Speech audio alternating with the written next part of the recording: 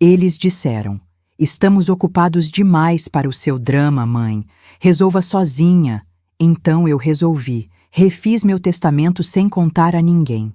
Quando apareceram exigindo as chaves da casa do lago, eles me encararam.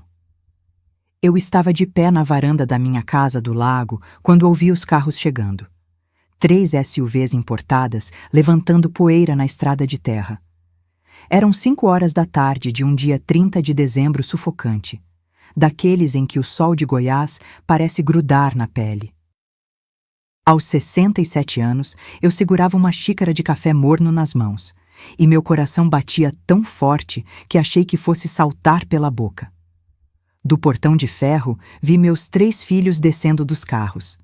Camila, a primogênita, com aquele óculos escuros que custa mais do que minha aposentadoria de 1 mês. Rafael, sempre apressado, já digitando no celular antes mesmo de fechar a porta.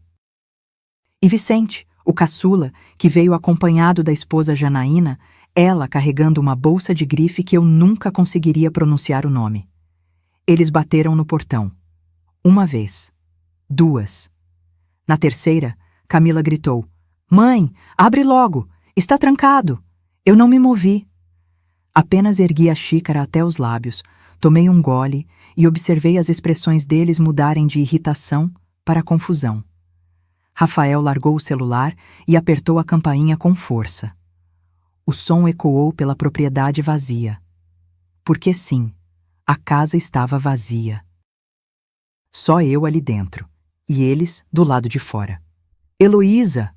Agora era Janaína quem berrava meu nome, sem o dona, sem o respeito. "O que é isso? A gente sempre passa o Réveillon aqui. Abre essa porta." Vicente pegou o celular e me ligou. Eu vi o nome dele piscando na tela do meu telefone, apoiado na mesinha de Vime ao meu lado. Deixei tocar até cair na caixa postal. Ele discou de novo. Mesma coisa. Foi quando me aproximei do portão. Não abri. Apenas fiquei ali, a 3 metros de distância, separada deles por barras de ferro que eu mesma mandei instalar 15 anos atrás, depois que a casa foi arrombada. Ironicamente, hoje eram meus próprios filhos que eu precisava manter do lado de fora. "Vocês queriam conversar." Minha voz saiu mais firme do que eu esperava. "Então vamos conversar. Mas não sobre Réveillon. Vamos conversar sobre os últimos 8 anos da minha vida. Sobre cada vez que precisei de vocês e vocês estavam ocupados demais. Sobre o hospital vazio. Sobre o Natal em que dormi no quartinho de hóspedes da minha própria casa. Sobre tudo. O silêncio que caiu foi tão pesado que eu quase conseguia tocar. Camila tirou os óculos escuros devagar e eu vi os olhos dela. Meus olhos, os mesmos que ela herdou de mim, arregalados de choque genuíno. "Mãe, você está bem?" A voz de Rafael saiu trêmula. "O que está acontecendo?" Eu sorri. Não um sorriso feliz. Um sorriso de quem finalmente, depois de tanto tempo engolindo sapos e guardando mágoas, estava prestes a cuspir tudo para fora. "O que está acontecendo, meu filho, é que 48 horas atrás eu saí do cartório com documentos que vão mudar tudo. E vocês nem imaginam o quanto."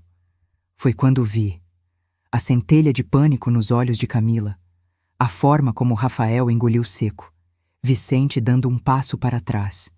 Eles sabiam. Não sabiam dos detalhes, mas sabiam que algo tinha mudado. E naquele momento, de pé na varanda da casa que eu construí, com o suor escorrendo pelas minhas costas e a brisa quente da tarde batendo no meu rosto, eu me senti mais livre do que nos últimos 20 anos. Porque essa história não começa aqui, nesse portão trancado. Essa história começa muito antes. No dia em que me tornei viúva, aos 39 anos, e decidi que meus filhos nunca passariam necessidade. No dia em que trabalhei até minhas mãos ficarem dormentes para pagar escola particular. No dia em que engoli meu orgulho 1000 vezes para vê-los formados, casados, bem-sucedidos. E essa história termina aqui, com eles do lado de fora e eu, finalmente, do lado de dentro da minha própria vida. Mas antes de contar o fim, Vocês precisam entender como cheguei até aqui. E, se você quer saber como uma mãe dedicada se transformou em uma mulher capaz de trancar os próprios filhos para fora, se inscreva no canal, porque essa história vai revirar cada pedaço da sua alma. 28 anos atrás, eu tinha 39 anos e acabava de enterrar meu marido. Reinaldo morreu numa terça-feira chuvosa de maio. Acidente de trabalho na obra onde ele era mestre de obras. Uma viga de ferro que se soltou. Ele nem teve tempo de sentir dor, disseram os médicos. Como se isso aliviasse alguma coisa. Como se saber que foi rápido apagasse o fato de que meus 3 filhos ficaram sem pai, da noite para o dia. Camila tinha 14 anos e chorava trancada no quarto. Rafael, com 11, fingia que estava tudo bem e se oferecia para cuidar da casa como se fosse um homenzinho. E Vicente, meu bebê de 8 anos, não entendia direito por que o pai não voltava mais. Ele ficava esperando na janela toda tarde, achando que o pai ia aparecer com aquele sorriso largo, sujo de cimento, pedindo banho. A casa cheirava a flores murchas e café requentado. Gente entrando e saindo, trazendo marmitas, sussurrando condolências que eu mal ouvia. Minha mãe, que morava em Anápolis, veio passar uns dias comigo, mas ela tinha a própria vida, os próprios problemas. No fim, eram só eu e as crianças, e R$87 mil de seguro. Parecia muito dinheiro quando o gerente do banco colocou aquele envelope na minha mão. 87 mil.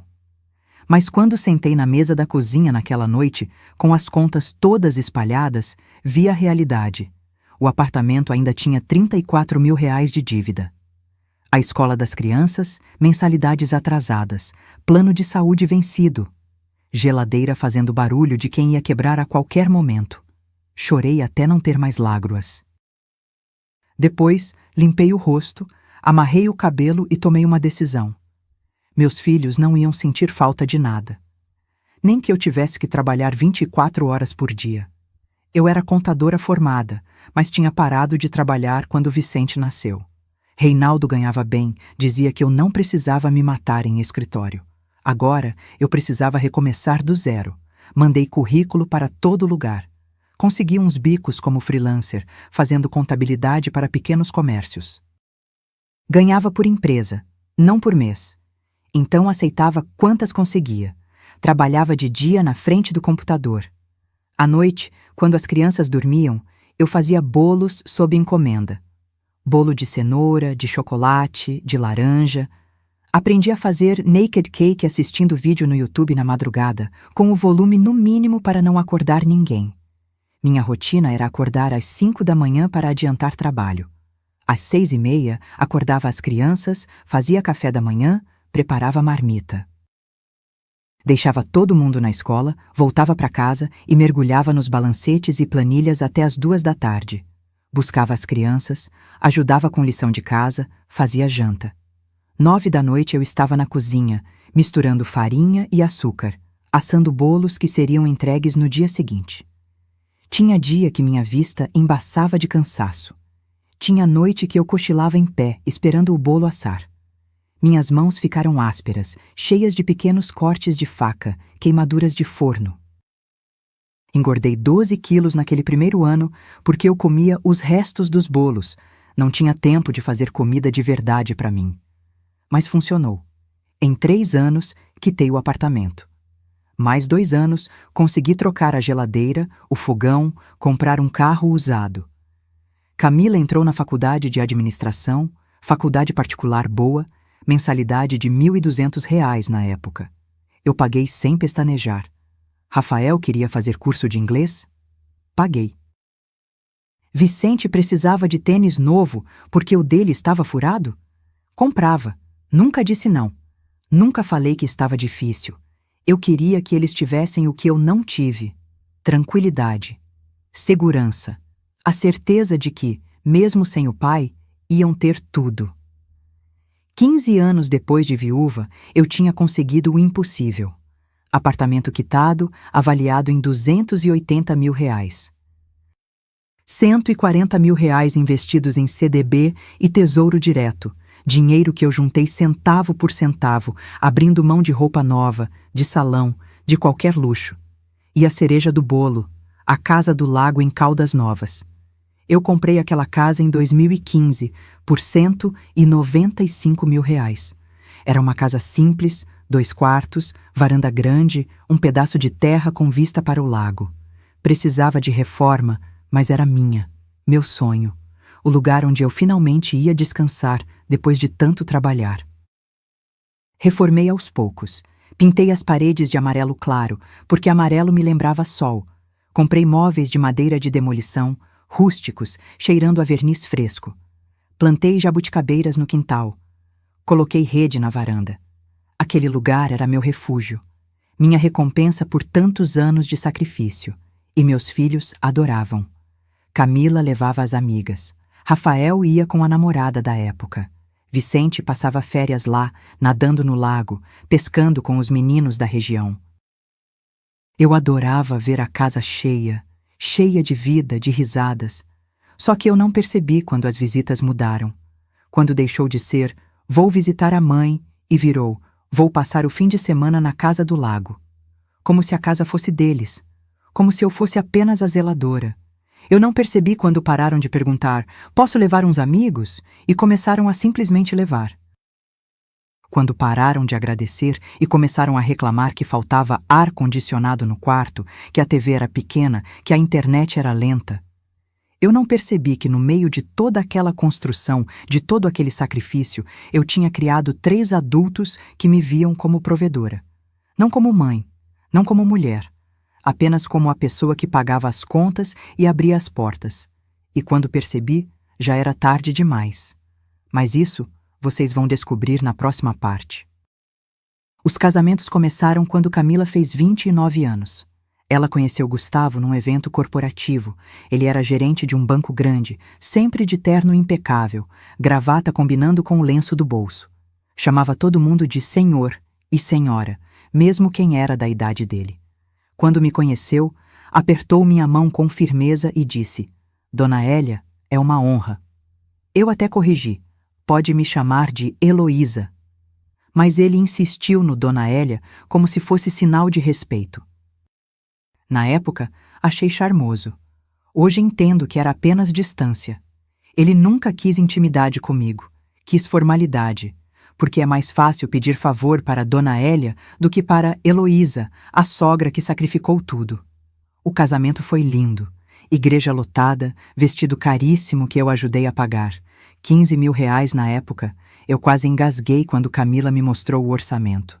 Mas ela era minha filha única mulher. Eu queria que ela tivesse o casamento dos sonhos.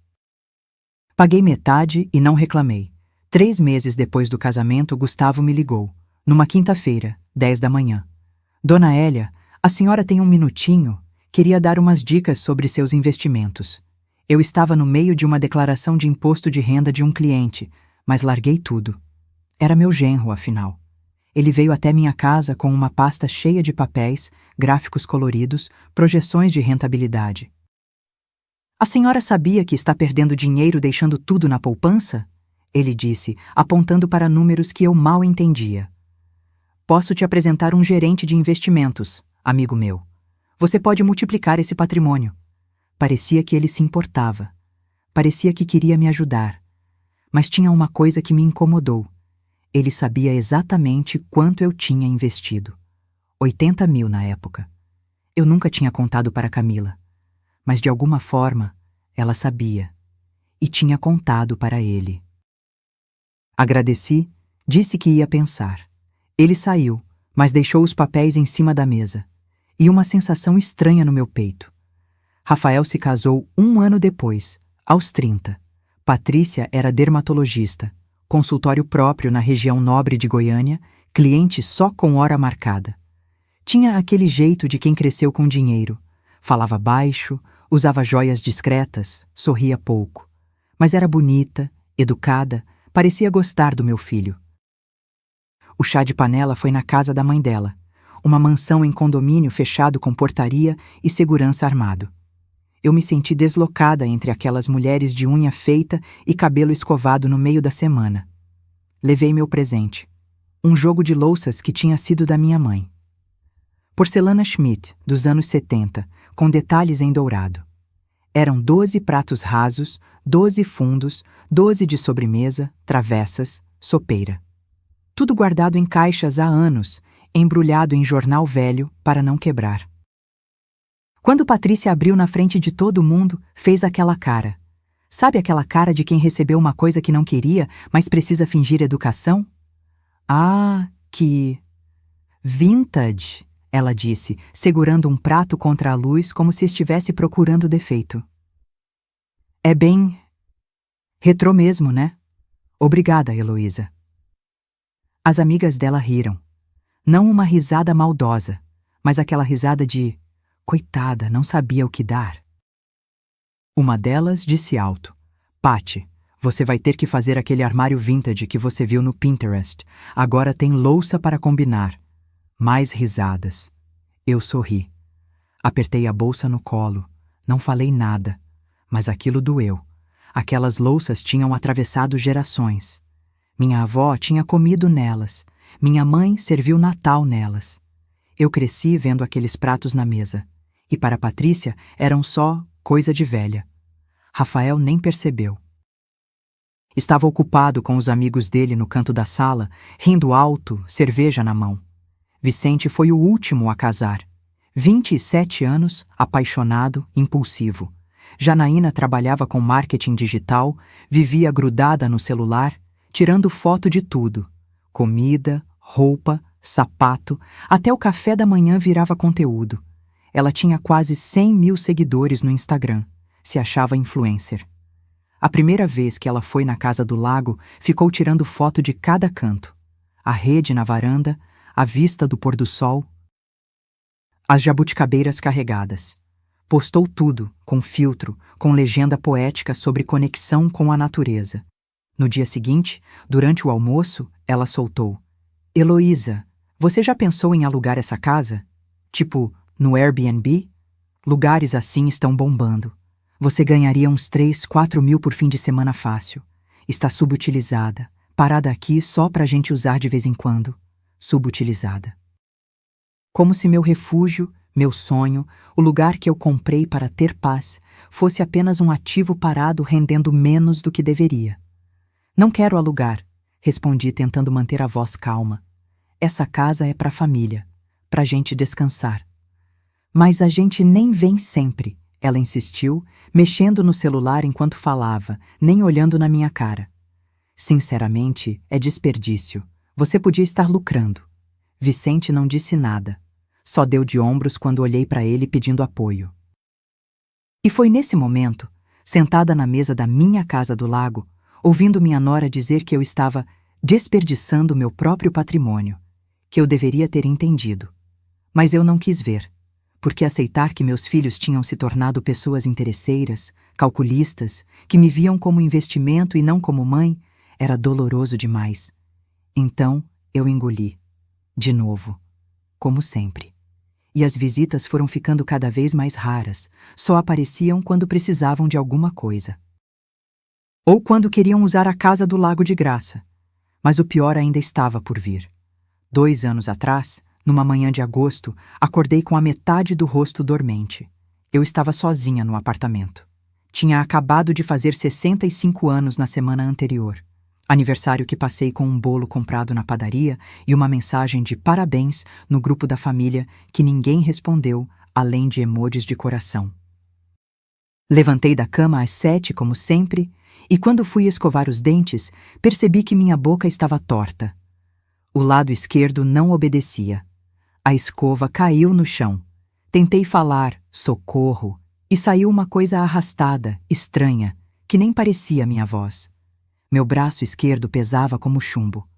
O pânico veio primeiro. Depois veio a clareza. Eu estava tendo um AVC. Consegui pegar o celular com a mão direita. Trêmula, disquei para Camila. Tocou 4 vezes antes dela atender. Mãe, é cedo, o que foi? A voz dela soou irritada, sonolenta. Filha, hospital! Consegui dizer cada palavra um esforço sobre-humano. Mãe, não estou entendendo nada. Você está bêbada? Bêbada. Minha filha achou que eu, que nunca bebi além de uma taça de vinho em Natal, estava bêbada às 7 da manhã de uma terça-feira. Socorro! Mãe, olha, eu tenho uma reunião super importante às 8h30.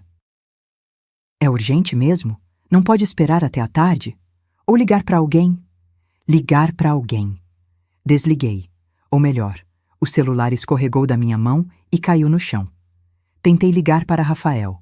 O telefone chamou e caiu na caixa postal. Tentei de novo. Mesma coisa. Vicente, nem isso. Foi direto para o número que você ligou está desligado ou fora da área de cobertura. Fiquei ali, sentada no chão frio do banheiro, sentindo meu corpo desligando aos poucos, e pensei: vou morrer sozinha. Vou morrer aqui, e ninguém vai nem perceber até começar a feder. Foi quando ouvi a campainha. 3 toques insistentes. Era Dona Alzira, minha vizinha do 302, 72 anos, viúva igual a mim, aposentada do INSS. A gente se cruzava no elevador, trocava receita de bolo, às vezes tomava café junto no fim da tarde. Ela tinha visto minha porta entreaberta. Eu tinha conseguido abrir quando tentei sair, mas não tive força para continuar. Heloísa, meu Deus do céu, o que aconteceu? Ela entrou, me viu no chão, não perdeu tempo. Ligou para o SAMU, desceu comigo no elevador segurando minha mão, a única que ainda funcionava. Entrou na ambulância junto. No hospital, ficou na recepção enchendo o formulário, dando meus dados que ela sabia de cor porque a gente já tinha ido junto fazer mamografia na campanha da prefeitura. Eu fui direto para a emergência. Aplicaram trombolítico, me levaram para a tomografia, ficaram me monitorando. O médico disse que eu tinha tido sorte, que tinha chegado dentro da janela de tempo, que os danos iam ser mínimos se eu fizesse fisioterapia direitinho. Sorte. Dona Alzira dormiu na cadeira de plástico ao meu lado. Quando acordei, quase meia-noite, ela estava lá, roncando baixinho, a bolsa no colo. 4 horas depois que liguei para Camila, ela retornou. Mãe, desculpa, estava numa reunião trancada, não podia atender. O que foi? Você ligou cedíssimo. Tentei falar, mas a emoção fechou minha garganta. Foi Dona Alzira quem pegou meu celular e atendeu. Aqui é a Alzira, vizinha da sua mãe. Ela teve um AVC hoje de manhã. Está internada no Hospital Samaritano. Chegou aqui às 8h15. Silêncio do outro lado. Depois, como assim AVC? Mas ela tá bem? Tipo, não vai morrer, né? Não vai morrer, né? Como se isso fosse a única coisa que importasse. Não, estou indo para aí. Não, meu Deus, minha mãe. Só, não vai morrer, né? Camila apareceu no dia seguinte. 10 da manhã, de salto alto e blazer, vindo direto do trabalho. Trouxe um buquê de flores embrulhado em celofane de supermercado, daqueles prontos que custam R$19,90. Mãe, que susto! Mas graças a Deus você está bem, né? Ela beijou minha testa rapidinho, já olhando para o relógio. Você vai ter alta quando? Amanhã, provavelmente. Ah, ótimo. Porque sexta eu viajo para São Paulo, workshop de liderança. Não posso remarcar. Mas assim, você vai ficar bem, né? Pode se virar sozinha em casa? Rafael chegou de tarde, trazendo uma revista velha que pegou na recepção. Mãe, e aí? Os médicos falaram alguma coisa? Tipo, quanto vai custar isso tudo? Porque o plano cobre, né? Quanto vai custar? Essa foi a preocupação dele. Não como eu estava me sentindo. Não se eu tinha ficado com sequelas. Quanto ia custar? Consegui dizer. Ah, ainda bem, porque particular aqui é os olhos da cara. Um amigo meu ficou 3 dias internado e pagou 20 mil. Imagina. Vicente nem apareceu. Janaína mandou mensagem. Oi, Meloísa. O Vicente tá numa apresentação super importante pro trabalho. Não pode sair. Melhoras aí? Beijo. Beijo. Por mensagem. Para a mãe que tinha acabado de ter um AVC. Recebi alta na quinta-feira. Dona Alzira foi me buscar. Me ajudou a subir no apartamento, fez comida, deixou marmitas na geladeira para a semana toda. Ficou comigo até eu dormir. Heloísa, Esses seus filhos... Ela começou, mas parou. Balançou a cabeça e só disse: Você merecia mais, e eu sabia que ela estava certa. Mas o pior não foi a ausência deles durante a internação. O pior foi o que aconteceu quando voltei para casa. Ninguém ligou para saber se eu estava conseguindo tomar banho sozinha. Ninguém perguntou se eu estava fazendo fisioterapia. Ninguém ofereceu ajuda com as compras do mês, porque eu ainda não conseguia carregar peso com o braço esquerdo. Camila ligou uma vez, 10 dias depois, para perguntar se eu podia emprestar R$ 5.000 porque o ar-condicionado dela tinha quebrado e ela estava sem limite no cartão no momento. Rafael mandou mensagem no grupo: Alguém sabe onde a mãe guarda a escritura da casa do lago? Preciso ver um negócio. Vicente sumiu por 3 semanas. Quando finalmente deu sinal de vida, foi para avisar que ia passar o feriado de finados na casa do lago, com uns amigos de Janaína. Nem perguntou se eu queria ir junto. E foi nessa época, sozinha no apartamento, reaprendendo a segurar um copo com a mão esquerda, fazendo exercício de dicção na frente do espelho, que eu entendi uma coisa. Para eles, eu só tinha valor quando estava inteira. Produtiva, capaz de abrir a casa, pagar as contas, resolver os problemas. Doente, fragilizada, eu virava peso. Virava inconveniente. Virava o drama da mãe que eles não tinham tempo de lidar. E essa certeza doeu mais do que o AVC. Dezembro do ano passado começou com uma ligação de Camila, que me fez sorrir pela primeira vez em meses. Mãe, a gente decidiu que esse ano vamos fazer o Natal na casa do lago. Como antigamente, sabe? Só a família. Será que você pode ir antes e deixar tudo arrumadinho? Como antigamente. Essas 2 palavras mexeram comigo. Porque antigamente significava quando eles ainda eram crianças, quando a gente brincava na piscina inflável, quando Vicente me ajudava a enfeitar a árvore, quando Camila fazia rabanada comigo na cozinha.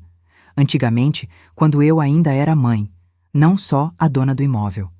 Claro, filha, vou na quinta, eles chegam sábado? Minha voz saiu ansiosa, esperançosa. Isso, a gente chega no sábado depois do almoço. Ah, e mãe, não precisa gastar muito não, tá? Faz uma coisa simples. Simples, claro. Cheguei na casa do lago numa quinta-feira de sol escaldante. O lugar estava abafado, cheirando a mofo de meses fechado. Abri todas as janelas, liguei os ventiladores, comecei a limpeza. Varri, passei pano, lavei banheiros, troquei lençóis. Minhas costas doíam. Ainda tinha sequelas do AVC. O lado esquerdo ficava cansado rápido, mas eu continuei. Fui ao supermercado, gastei R$ 1.840. Comprei peru de 6 quilos, tender, lombo suíno, bacalhau para a ceia. Farofa com castanha, uvas passas, damasco. Vinho tinto, champanhe, cerveja, refrigerante. Panetone importado, rabanada, frutas cristalizadas. Tudo do bom e do melhor. Na sexta, passei o dia na cozinha. Fiz a farofa do jeito que Rafael gostava, com bacon crocante e bastante alho. Temperava o peru desde cedo para a carne pegar gosto. Preparei sobremesas, arrumei a mesa com a toalha de linho que eu tinha bordado há anos, coloquei velas, flores do jardim em jarras de vidro. Quando terminei, já passava das 10 da noite. Sentei na varanda com um copo de suco de maracujá, olhando as estrelas, imaginando como seria bom ter a casa cheia de novo. Ter meus filhos ali, meus netos, todo mundo junto. Eu até me permiti sonhar que talvez, só talvez, a gente conseguisse voltar a ser família de verdade. Sábado, 2 da tarde, ouvi os carros chegando. Não eram 3, eram 5. Desci até o portão e vi uma invasão. Camila e Gustavo tinham trazido outro casal, os patrões dele do banco, ela disse depois. Rafael e Patrícia vieram com a irmã dela, o cunhado e 2 sobrinhos adolescentes que eu nunca tinha visto na vida. Vicente e Janaína trouxeram 3 amigos, influencers, 2 rapazes e uma moça de shortinho jeans e top de crochê que começou a tirar foto antes mesmo de entrar. Mãe, Camila me abraçou rápido, já puxando a mala. Mudança de planos, trouxemos uns convidados. Mas relaxa, Tem espaço para todo mundo, né? 15 pessoas. 15. Quando eu tinha preparado para 7. Camila, filha, você não me avisou que vinha tanta gente? Comecei, mas ela já estava entrando, falando alto, distribuindo quartos. O casal Medeiros vai ficar na suíte master, mãe. Eles são super importantes pro Gustavo. Ele tá concorrendo a uma promoção. Você não se importa de dormir no quartinho dos fundos, né? O quartinho dos fundos. O menor cômodo da casa. 2 metros por 2. Uma cama de solteiro encostada na parede, um ventilador velho de teto, uma janela que dava pro tanque de lavar roupa. Sem banheiro privativo, sem armário. Aquele quarto que eu usava para guardar caixa, mala velha, coisas que não tinham outro lugar. Mas Camila, aquele quarto nem está preparado direito. Minha voz falhou. Ai, mãe, você é super prática, dá um jeito aí. A gente precisa dar o melhor quarto pros Medeiros. É estratégico. Estratégico. Minha própria filha estava me expulsando do meu quarto, da minha cama, na minha casa, por estratégia de carreira do genro. Gustavo passou por mim carregando mala, nem olhou na cara. Desculpa o transtorno, dona Hélia, mas a senhora entende, né? Negócios. Eu entendo, eu sempre entendo. Subi, tirei minhas coisas da suíte, o roupão pendurado atrás da porta, o livro na mesa de cabeceira, meus chinelos. Levei tudo pro quartinho dos fundos. Arrumei a cama de solteiro com um lençol velho que cheirava a naftalina. Sentei na beirada e chorei 5 minutos. Só 5. Porque tinha janta para fazer. A véspera de Natal foi um borrão de gente gritando, música alta, crianças correndo. Ninguém ofereceu ajuda na cozinha. Patrícia entrou uma vez, provou a farofa e disse: Está bem salgada, Heloísa. Da próxima vez vai mais leve no sal. Depois saiu. Janaína ficou o dia inteiro gravando stories, mostrando a decoração rústica chique da casa de lago, zooming na mesa posta, no pôr do sol, nas jabuticabeiras. Marcou a localização como Refúgio Família Nogueira. Nogueira é o sobrenome do Vicente, não o meu.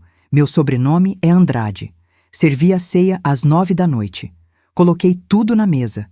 O peru assado brilhando, o tender fatiado, as guarnições fumegantes. Todo mundo sentou, encheu o prato, comeu sem parar para respirar. Ninguém disse obrigado. Ninguém disse estava delicioso, mãe. Ninguém perguntou se eu ia sentar. Eu comia em pé, na cozinha, um prato com restos, ouvindo as risadas da sala. Depois da ceia, teve troca de presentes. Eu tinha comprado algo para cada um: camisas para os meus filhos, perfume para as noras, brinquedos para os netos. Gastei mais R$ 800. Camila me deu uma caixa de sabonetes, daqueles kit de farmácia, 3 unidades por R$ 25. Ainda tinha o adesivo de promoção grudado. Rafael nem trouxe nada. Desculpa, mãe, esse mês foi corrido demais. Vicente me deu um embrulho mal feito.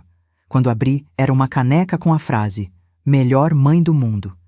Daquelas de loja de R$ 1,99. Janaína disse: Achei fofa essa caneca, combina com você. Fofa.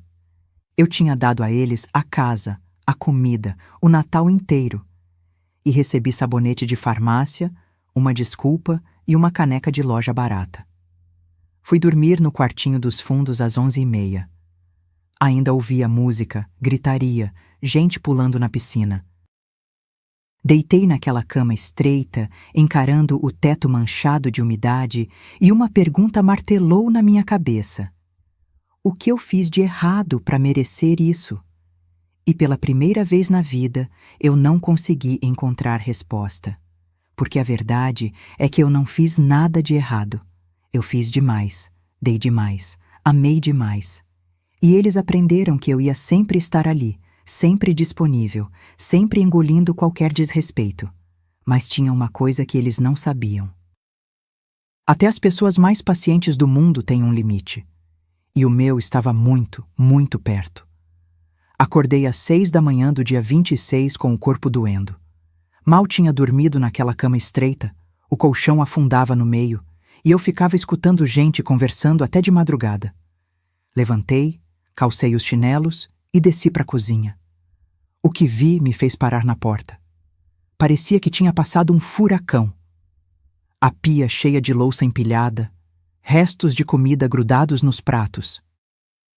Garrafas de vinho vazias tombadas no balcão. Uma delas tinha escorrido e feito uma poça roxa pegajosa no chão. Copos sujos espalhados por toda parte, na mesa, no sofá, até em cima da geladeira.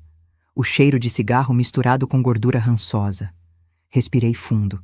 Amarrei o cabelo num coque baixo e comecei a limpar.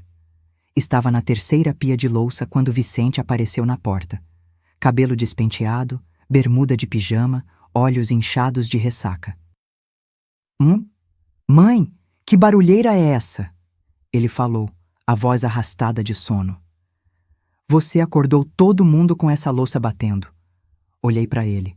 Meu filho caçula, o bebê que eu embalei no colo a noite inteira quando tinha cólica. O menino que eu acordava às 5 da manhã para levar no treino de futebol. Agora um homem de 35 anos, reclamando que eu estava fazendo barulho, lavando a louça que ele e os amigos dele tinham sujado. Vicente, tem gente dormindo, dá para fazer isso mais tarde? Tipo, depois do almoço? Mais tarde, depois do almoço. Como se a louça fosse se lavar sozinha. Como se eu fosse a empregada que podia esperar todo mundo acordar para começar a trabalhar. Não respondi. Só continuei lavando. Ele bufou, revirou os olhos e voltou para o quarto.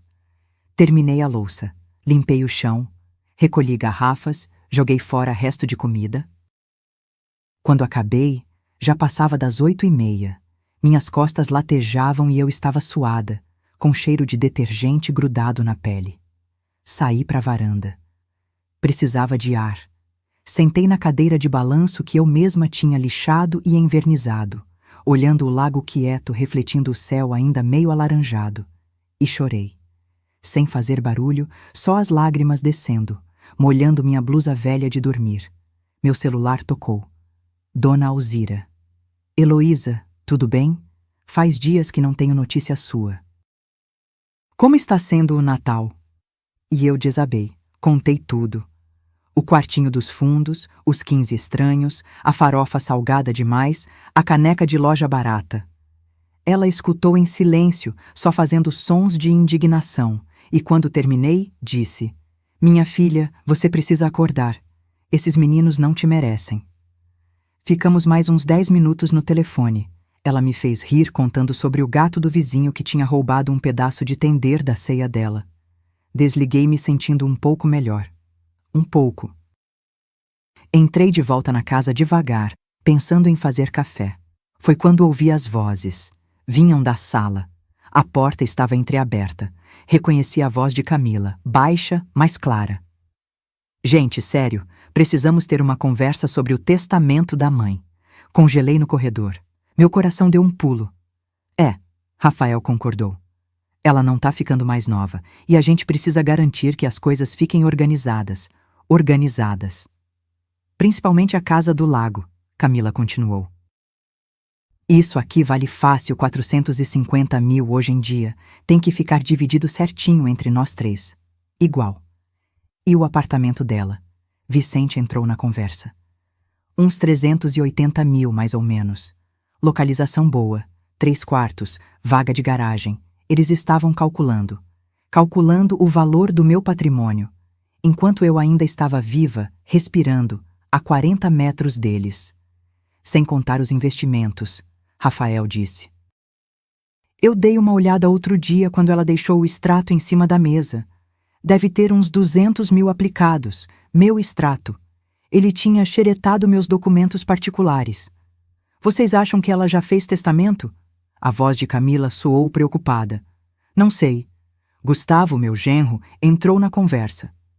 Mas olha, vocês deviam conversar com ela sobre fazer uma doação em vida.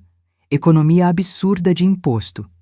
ITCMD em Goiás é 4%. Se ela doar agora, vocês escapam disso. Verdade, Patrícia concordou. E tem outra questão. Vocês precisam garantir que o testamento esteja certo. Porque se ela arrumar um namoradinho, casa de novo, aí complica tudo. Metade vai pro cônjuge. Namoradinho. falando da minha vida amorosa, que nem existia, como se fosse um risco financeiro. Pois é, Camila suspirou. A gente precisa ter essa conversa delicada. Tipo, mãe, você já pensou em organizar sua sucessão? Sucessão, como se eu fosse uma empresa. Uma propriedade a ser liquidada. O ideal era ela transferir essa casa logo, Vicente disse. Botar no nome de um de nós ou abrir uma holding familiar. A Janaína conhece um contador que faz isso. Mas ela vai topar? Rafael duvidou. Você conhece a mãe.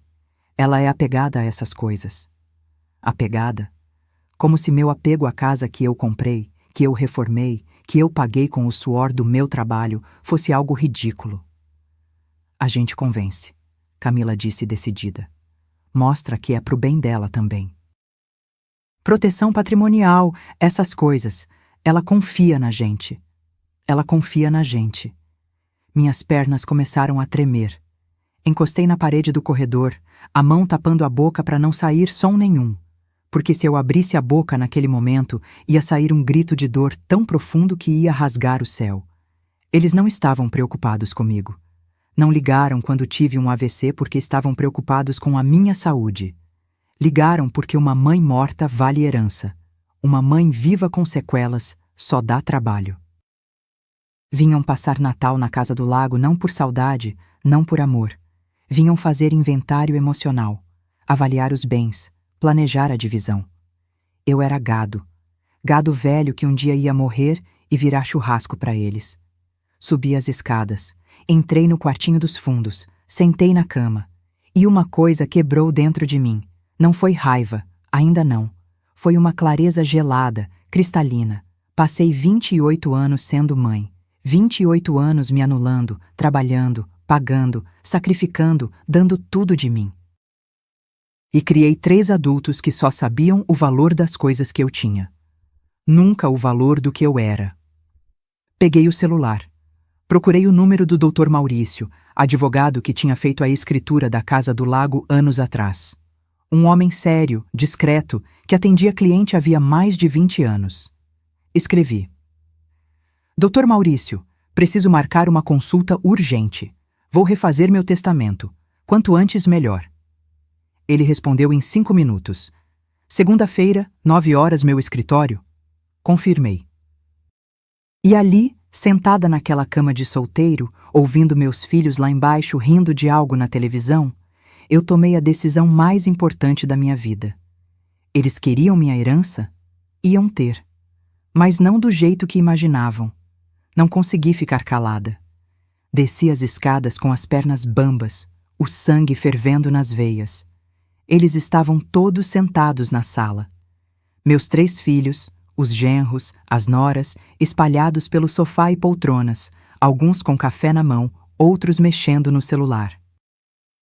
A televisão tocava baixinho algum programa de auditório. Parei na entrada da sala. Eles nem perceberam minha presença no começo. Vocês estavam planejando meu inventário? Minha voz saiu rouca, mas firme. Enquanto eu ainda respiro? O silêncio caiu como uma bomba. Todos viraram ao mesmo tempo. Camila largou a xícara de café no pires com um barulho seco. Mãe, o que você... Eu ouvi. Dessa vez saiu alto, ecoando pelas paredes. Ouvi cada palavra. 450 mil da casa. 380 do apartamento. 200 dos investimentos. Vocês até sabem o percentual do ITCMD. Impressionante o quanto sabem sobre o meu dinheiro. Rafael se levantou, as mãos espalmadas num gesto apaziguador. Mãe, calma.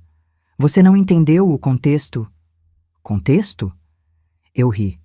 Foi uma risada amarga, sem humor. Que contexto justifica vocês calculando quanto vão ganhar quando eu morrer? Nós estávamos apenas conversando sobre planejamento sucessório. Gustavo falou, aquele tom de gerente de banco, formal, controlado. É uma conversa adulta, responsável. Todo mundo faz. Todo mundo faz? Olhei para ele, esse homem de terno que nunca me chamou pelo nome. Todo mundo calcula a herança da mãe que ainda está viva? Que teve um AVC há menos de 1 ano e vocês mal apareceram? Ai, mãe, de novo isso?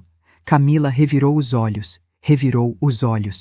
A gente já pediu desculpa por não ter ido no hospital na hora. Estava trabalhando.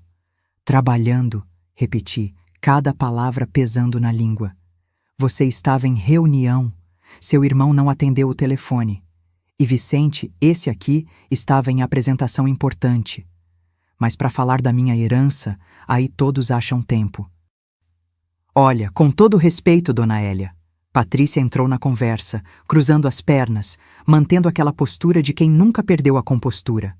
A senhora está distorcendo as coisas. Planejamento patrimonial é normal.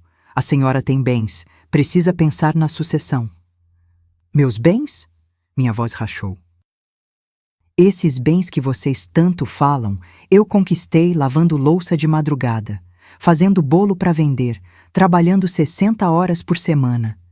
Enquanto vocês dormiam quentinho, eu estava suando para pagar escola, roupa, comida. E ninguém pediu isso, Vicente murmurou, mais alto o suficiente para eu ouvir. Como é que é? Ele levantou o rosto e vi algo nos olhos dele que me partiu. Impaciência. Meu filho estava impaciente comigo. Eu disse que ninguém pediu. Você que sempre quis bancar a mártir, a mãe que se sacrifica, fez tudo porque quis, agora fica jogando isso na nossa cara. As palavras me atingiram como tapas, um atrás do outro. Eu fiz porque amo vocês, consegui dizer, a voz saindo fina, quebrada. Porque não queria que sentissem falta do pai. Queria que tivessem uma vida boa. E a gente tem, Camila disse, se levantando. A gente é grato, óbvio. Mas, mãe, sinceramente, você está sendo dramática. A gente só conversou sobre um assunto prático. Prático, repeti, atordoada. Vasculhar meu extrato bancário é prático?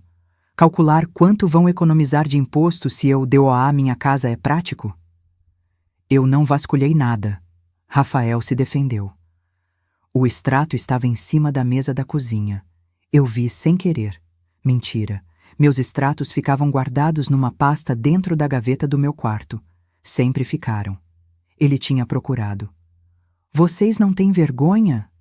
Olhei para os três, um de cada vez. Oh, não sentem nada? Mãe, olha. Camila suspirou fundo, massageando as têmporas como se eu fosse uma dor de cabeça. A gente se importa com você. Mas você precisa entender que a gente tem vidas próprias. Família, trabalho, responsabilidades. E eu preciso entender, falei devagar, que quando eu preciso, vocês não têm tempo. Mas quando é sobre meu patrimônio, aí vocês se reúnem todinha para planejar. Você está exagerando, Patrícia disse, fazendo tempestade em copo d'água. Exagerando? Minha voz subiu de novo.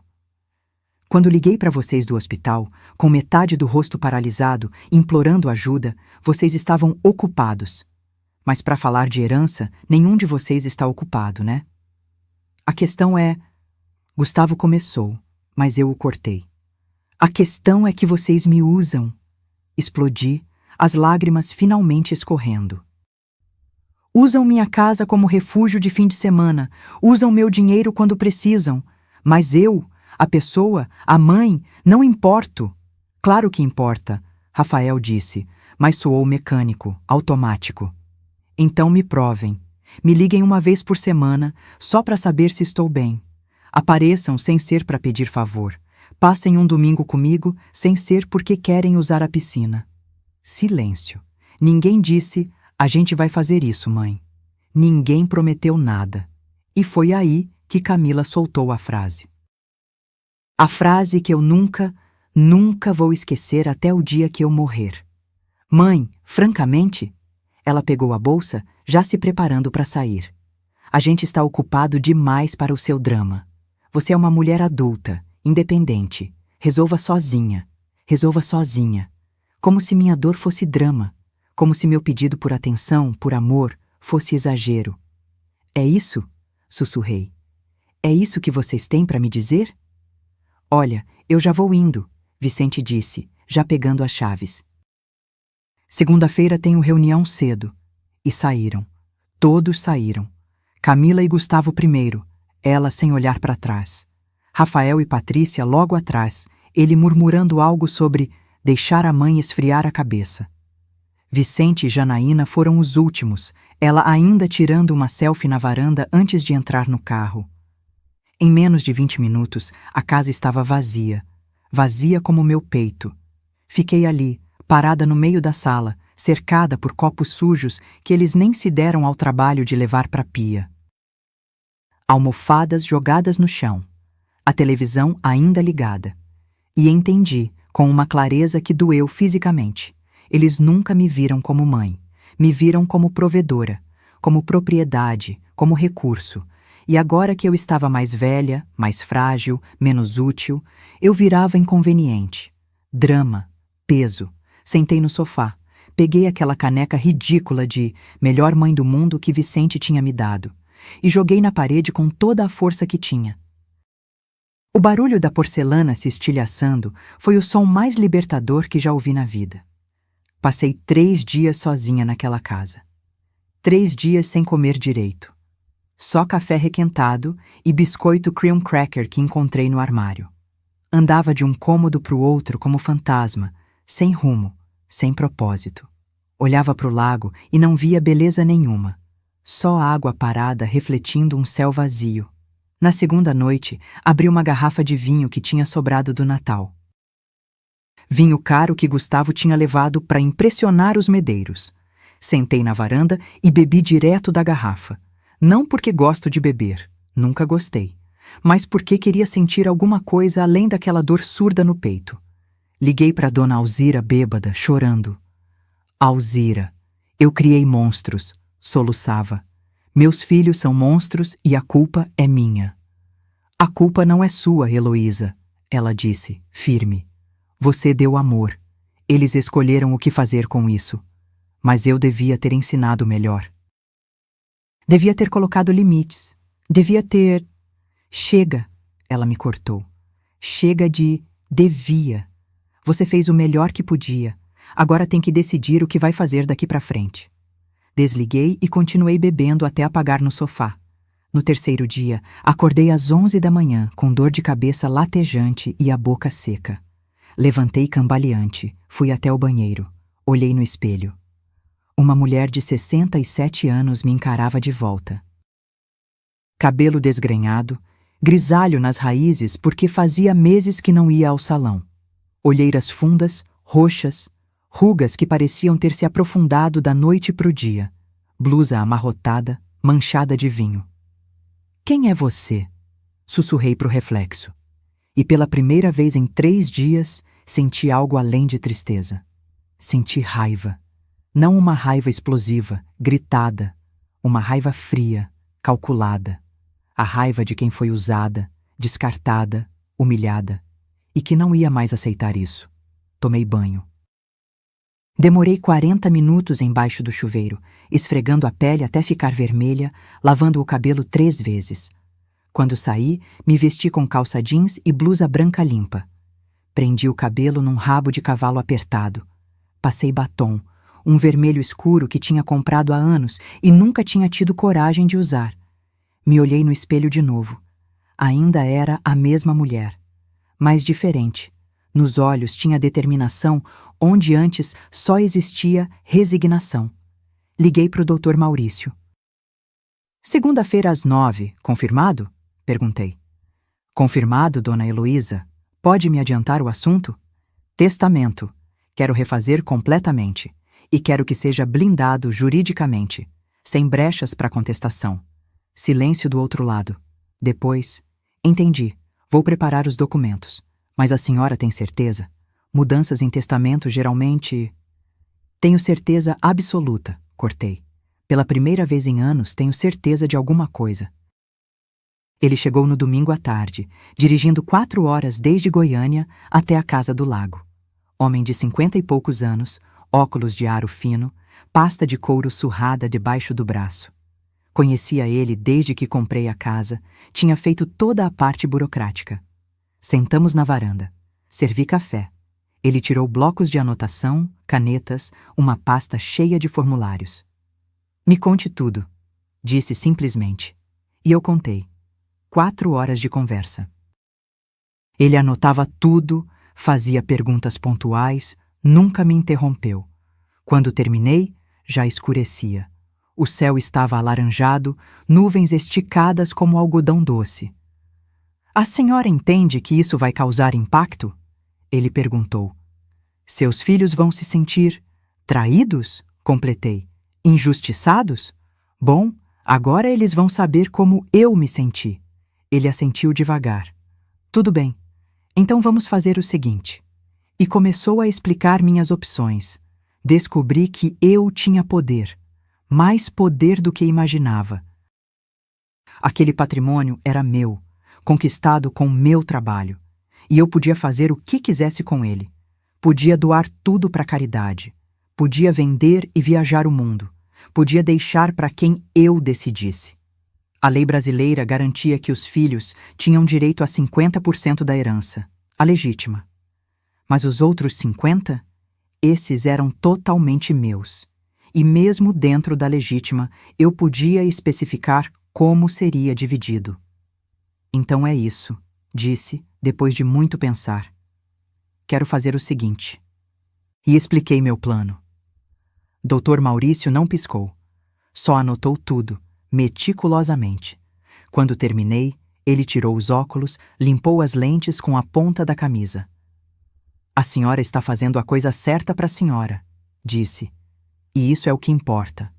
Ficou mais 1 hora explicando os detalhes técnicos.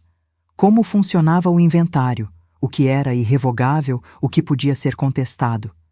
Me fez assinar papéis provisórios. Disse que na segunda na cidade a gente formalizava tudo em cartório. Quando ele foi embora, já passava das 10 da noite. Fiquei sozinha na casa vazia. Mas pela primeira vez em dias, não me senti vazia. Me senti cheia. Cheia de propósito. Porque entendi uma coisa fundamental. Respeito não se pede, se impõe. Por 28 anos, eu pedi, implorei, esperei que meus filhos me vissem, me valorizassem, me amassem do jeito que eu merecia. Não funcionou. Agora eu ia fazer diferente. Não ia gritar, não ia implorar, não ia fazer escândalo. Ia simplesmente agir. Silenciosamente, estrategicamente. E quando eles percebessem, seria tarde demais. Deitei na cama naquela noite, na minha cama da suíte master que eu reconquistei, e dormi profundamente pela primeira vez em meses, sem pesadelo, sem insônia.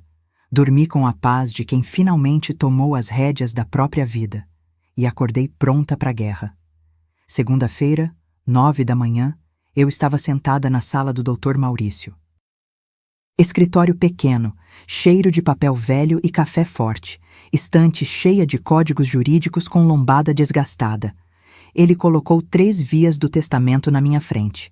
Última chance de reconsiderar, disse, sem pressão, apenas oferecendo a opção. Li tudo de novo. Cada cláusula, cada percentual, cada nome.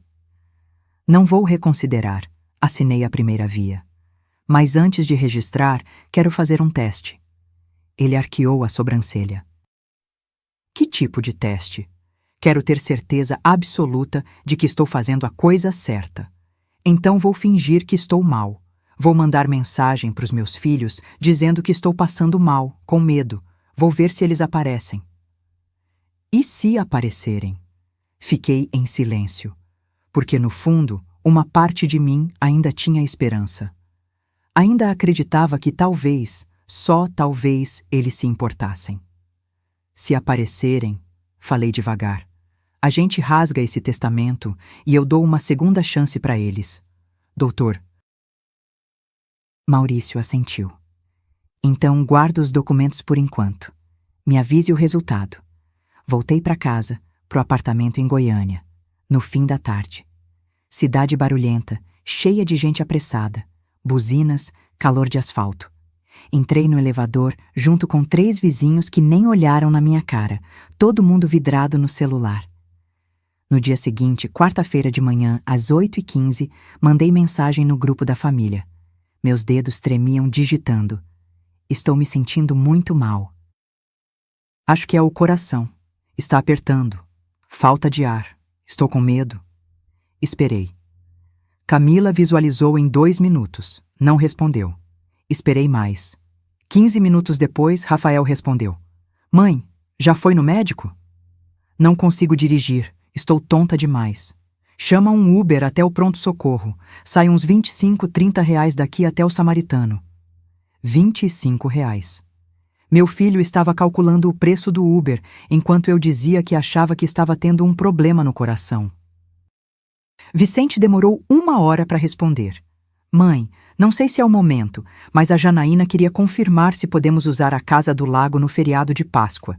Tem um casal de influenciadores que ela quer levar para fazer umas fotos pro Instagram. Melhoras aí. Melhoras aí. Como post-scriptum. Como último pensamento. Depois de perguntar sobre a Casa do Lago. Fiquei olhando para a tela do celular até ela escurecer sozinha. Não chorei. Já não tinha mais lágrimas. Liguei para o Dr. Maurício. Pode registrar o testamento, disse, a voz estranhamente firme. Não preciso de mais provas. Na quinta-feira de manhã, voltei ao escritório dele. Assinei tudo na frente de 2 testemunhas, a secretária dele e um estagiário de direito. Fomos juntos ao cartório. Registrei. Paguei as taxas, R$ 380 de emolumentos. E pronto. Estava feito. O testamento de Heloísa Andrade, viúva, 67 anos, contadora aposentada, dizia o seguinte: 40% do patrimônio total seria destinado a instituições de caridade. Dividi entre 3, o Lar dos Idosos São Vicente de Paulo, onde Dona Alzira fazia trabalho voluntário. O Hospital de Câncer Infantil de Goiânia, porque criança doente me partia o coração. E o Instituto de Amparo a Mulheres Vítimas de Violência Doméstica, porque eu sabia o que era se sentir impotente, pequena, invisível. 30% seria dividido entre pessoas que realmente estiveram ao meu lado. Dona Alzira ficaria com 15%, uns R$ 120 mil, calculando tudo. O restante seria dividido entre 3 amigas do grupo de artesanato que eu frequentava, mulheres simples que me ligavam toda semana só para saber se eu estava bem. E meus filhos? 10% para cada um, da legítima, que por lei já era deles. Mas apenas em dinheiro, nada de imóveis, nada de bens. A Casa do Lago seria vendida, o apartamento também.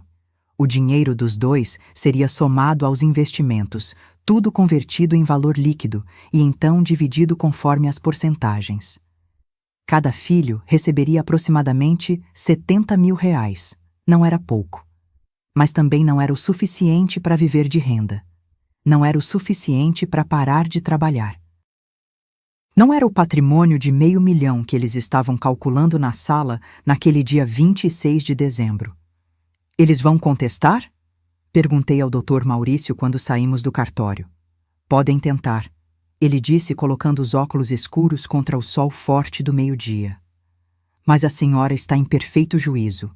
O testamento foi feito com testemunhas. Está tudo registrado. E a senhora tem direito de dispor de 50% como quiser. A menos que provém insanidade mental, o que é impossível, não tem como quebrar isso.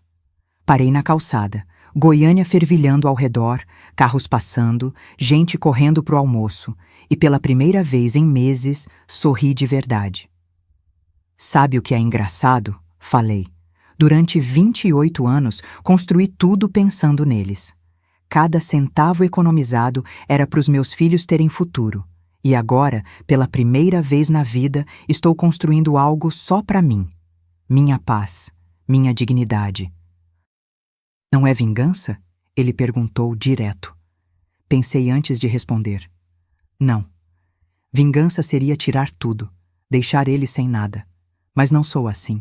Eles vão receber sim. Vão receber exatamente o que me deram, o mínimo. Dr. Maurício riu baixinho.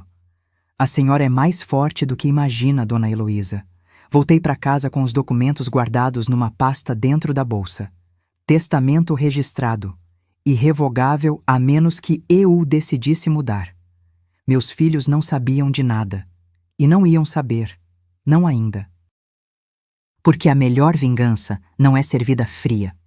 É servida no momento exato em que eles menos esperam. E esse momento estava chegando. Faltavam 9 meses para o próximo Réveillon. 9 meses para eles continuarem me ignorando, me usando, me tratando como banco ambulante. 9 meses para o mundo deles desabar. E eu ia estar lá, na primeira fila, assistindo. Os 9 meses passaram devagar, como água escorrendo de torneira pingando. Nesse tempo, meus filhos me ligaram exatamente 7 vezes. Sempre para pedir algo. Camila precisando que eu emprestasse R$ 3.000 porque o carro dela tinha batido e o seguro não cobria a franquia. Rafael querendo saber se eu podia ajudar com 2.500 porque a escola particular dos meninos tinha aumentado a mensalidade. Vicente nem disfarçou. Queria 5.000 emprestados para Janaína investir num curso de mentoria, que ia triplicar os seguidores dela. Emprestei para todos. Sabia que nunca veriam esse dinheiro de volta. Mas cada transferência era uma prova a mais do que eu já sabia. Só me procuravam quando precisavam de dinheiro.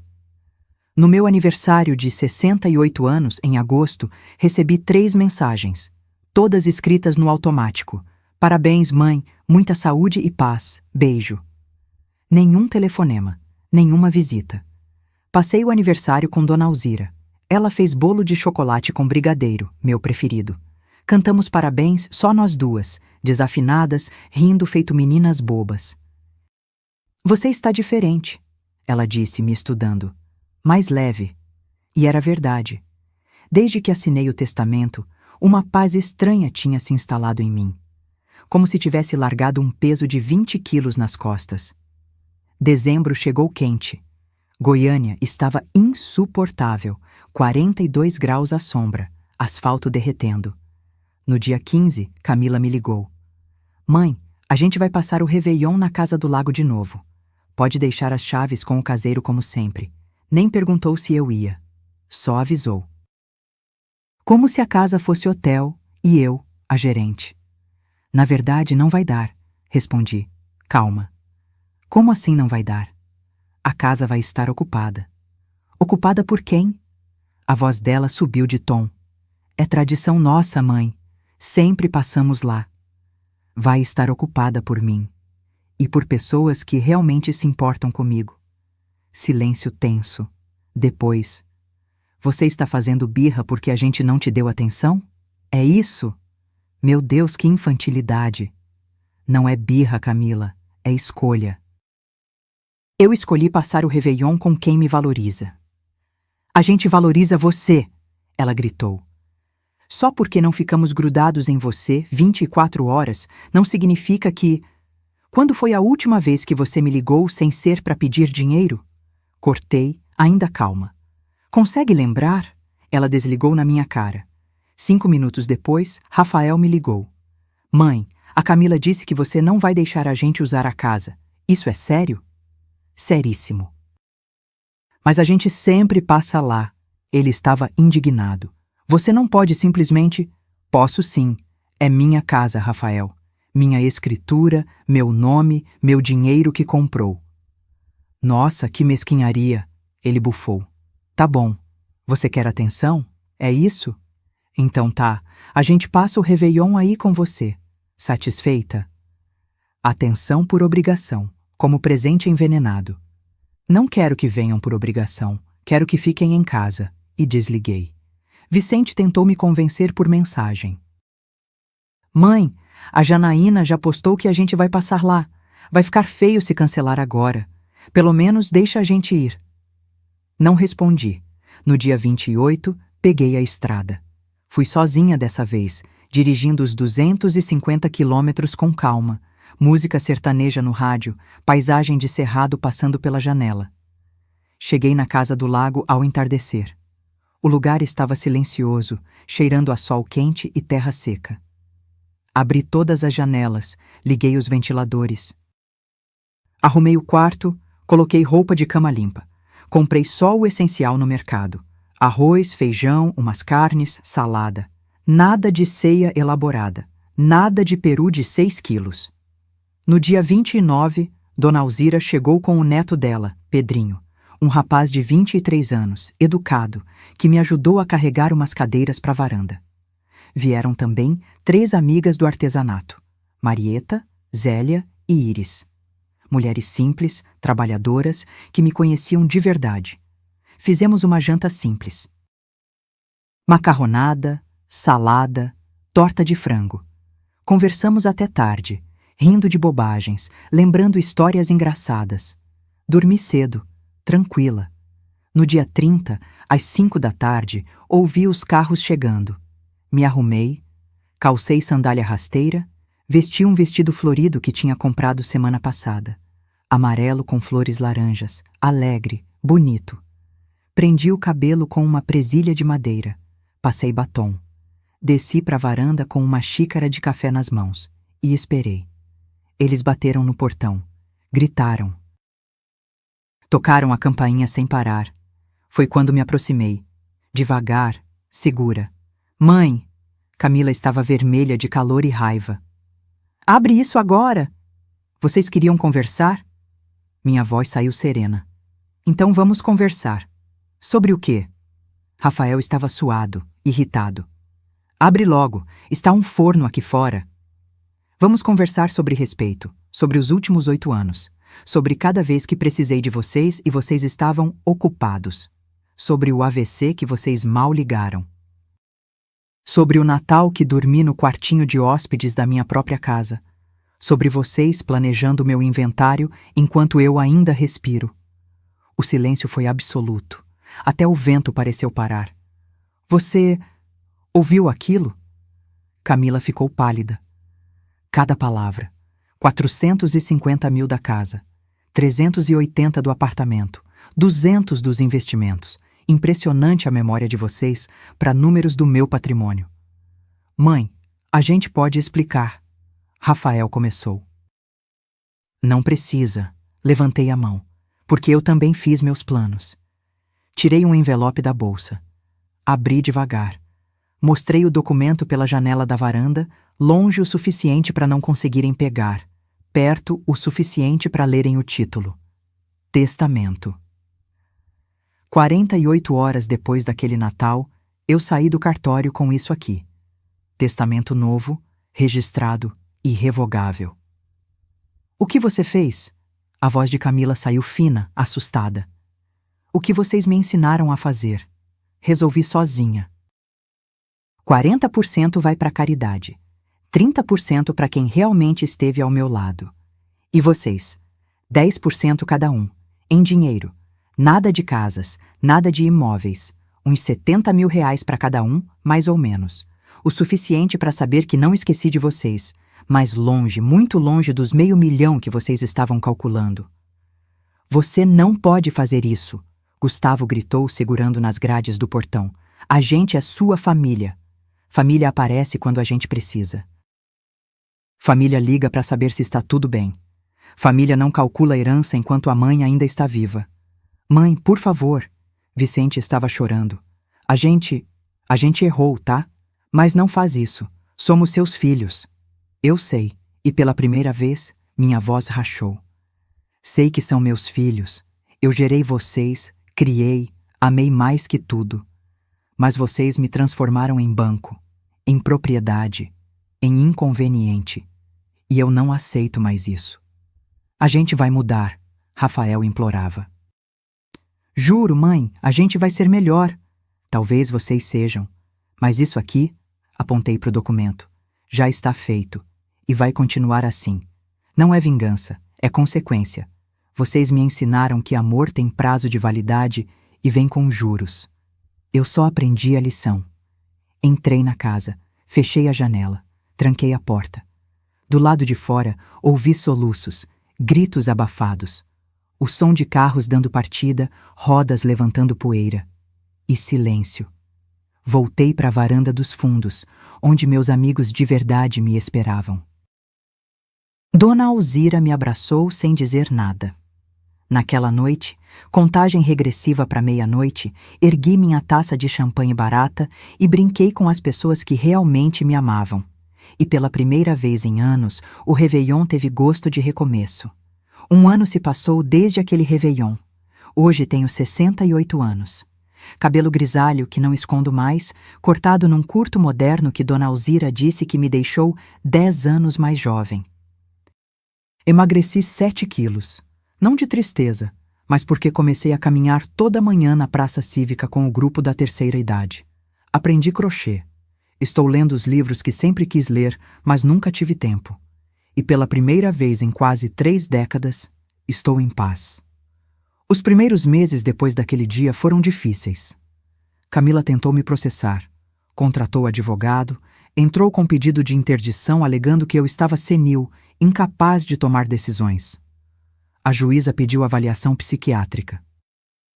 Passei 3 horas conversando com uma psicóloga que no final escreveu no laudo: paciente lúcida, orientada em tempo e espaço, com plena capacidade de discernimento. Não apresenta sinais de demência ou comprometimento cognitivo. O processo foi arquivado. Camila gastou R$12.000 de advogado para nada. Rafael tentou o caminho da chantagem emocional. Ligava chorando, dizendo que os filhos dele perguntavam por mim, que era injusto privar os netos da avó. Mandava fotos das crianças com mensagens. Eles sentem sua falta. Tentei explicar que os netos podiam me ver sempre que quisessem, só não na casa do lago que ele tanto cobiçava. Ele parou de insistir depois de 3 meses. Vicente foi o único que apareceu pessoalmente. Bateu na minha porta numa terça-feira de março, sozinho, sem Janaína. Estava com o rosto inchado de quem tinha chorado muito. Quando abri, ele desabou. Mãe, eu estraguei tudo, soluçou ali mesmo no batente da porta. Eu não percebi, juro que não percebi o quanto fui ausente. Deixei ele entrar. Preparei café. Sentamos na sala e ele falou por 2 horas. Contou que tinha brigado com Janaína porque ela disse que não valia a pena fazer as pazes comigo, já que eu não ia deixar nada mesmo. Contou que estava fazendo terapia, que tinha entendido finalmente que cresceu, achando que amor era automático, garantido, que eu sempre ia estar ali, não importava o quanto ele me ignorasse. Você pode me perdoar? Perguntou segurando minha mão. Olhei nos olhos dele. Meu bebê. O menino que esperava o pai na janela. Agora um homem de 36 anos aprendendo, tarde demais, o valor da presença. Vicente, eu já te perdoei, disse. Mas perdão não significa esquecer. E não significa que as coisas vão voltar a ser como antes. O testamento continua igual. Cortei, firme. Isso não é sobre dinheiro, filho. É sobre você aprender que respeito não tem preço. Que presença não se compra. Que quando eu morrer, você não vai herdar casas. Vai herdar a lembrança de como me tratou. E essa lembrança vai pesar na consciência de vocês pro resto da vida. Ele chorou mais um pouco, mas assentiu. Posso tentar reconquistar você? Não pela herança, por você. Pode. Segurei o rosto dele com as 2 mãos. Mas vai ser no meu tempo, no meu ritmo, sem pressão, sem expectativa. E ele tem tentado. Liga toda semana, não para pedir nada, só para conversar. Aparece de 15 em 15 dias para almoçar comigo, sem Janaína, sozinho, trazendo pão de queijo da padaria que eu gosto. Ainda não é perfeito. Às vezes ele desliza, fala algo que mostra que ainda não entendeu completamente, mas está tentando. E eu reconheço o esforço. Camila não fala comigo. Mandou uma mensagem em maio. Quando você morrer, espero que sinta na consciência o mal que fez para essa família. Não respondi, porque não há resposta para quem não quer ouvir. Rafael está no meio termo.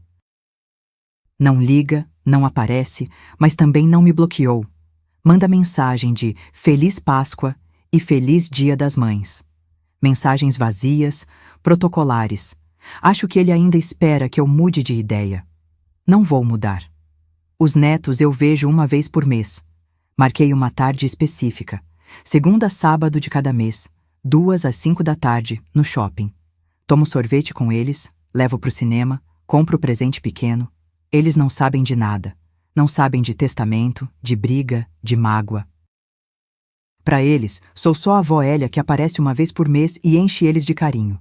E está bom assim, porque neto não é arma. Neto é criança inocente que não tem culpa das escolhas dos pais. A casa do lago continua minha. Vou lá um fim de semana por mês. Às vezes sozinha, às vezes com Dona Alzira e as meninas do artesanato. No último aniversário, fiz 69 anos lá, com 20 pessoas que eu amo de verdade. Teve bolo, churrasco, piscina, risadas até de madrugada. Ninguém reclamou da comida, ninguém me expulsou do meu quarto, ninguém calculou quanto aquilo valia. O apartamento continuo morando, mas já conversei com o Dr. Maurício sobre vender e comprar algo menor, mais prático. Não preciso de 3 quartos só para mim, e o dinheiro da venda vai aumentar o patrimônio que será dividido conforme meu testamento. Penso na morte às vezes. Não com medo, com curiosidade. Quando ela chegar, vou partir sabendo que fiz o certo, que não morri sendo capacho. Que recuperei minha dignidade, e meus filhos vão receber os 70 mil reais cada um. Vão ler o testamento completo e entender que eu não os esqueci, apenas os coloquei no lugar proporcional ao amor que me deram. 40% vai alimentar idosos abandonados, crianças doentes, mulheres machucadas. Vai ser amor transformado em ação. 30% vai premiar quem esteve presente. Dona Alzira vai poder reformar o apartamento dela, viajar para conhecer a filha que mora em Portugal. As meninas do artesanato vão ter uma surpresa que vai mudar as vidas delas. E os 10% de cada filho? É o suficiente para eles saberem. Sua mãe não esqueceu de você. Apenas te deu exatamente o que você merecia. Hoje, sentada na varanda do meu apartamento, tomando café e vendo Goiânia acordar, entendo uma coisa que demorei 68 anos para aprender. Amor não é sacrifício infinito. Amor é troca, é reciprocidade, é presença. Eu amei meus filhos do jeito errado. Amei sem cobrar nada, sem esperar nada. Achei que isso era virtude, mas era apenas me anulando. Agora amo do jeito certo. Amo com limites, com dignidade, com amor próprio. E se isso faz de mim uma mãe má, então que seja. Prefiro ser má e respeitada do que boa e pisoteada. Porque no fim, quando eu fechar os olhos pela última vez, não vou me lembrar do dinheiro que deixei ou não deixei. Vou me lembrar que, nos meus últimos anos, vivi com a cabeça erguida. E isso não tem preço. Se essa história tocou seu coração, se você já sentiu que dava mais do que recebia, se já precisou aprender a colocar limites com quem você ama, deixe um comentário contando de onde você está assistindo. Compartilhe sua história. E se inscreva no canal, porque toda semana trazemos relatos reais de pessoas que encontraram força onde achavam que só havia fraqueza. Às vezes, a maior herança que deixamos não é dinheiro. É o exemplo de que nunca é tarde para recuperar sua dignidade. Até a próxima história. E lembre-se, você merece respeito, sempre.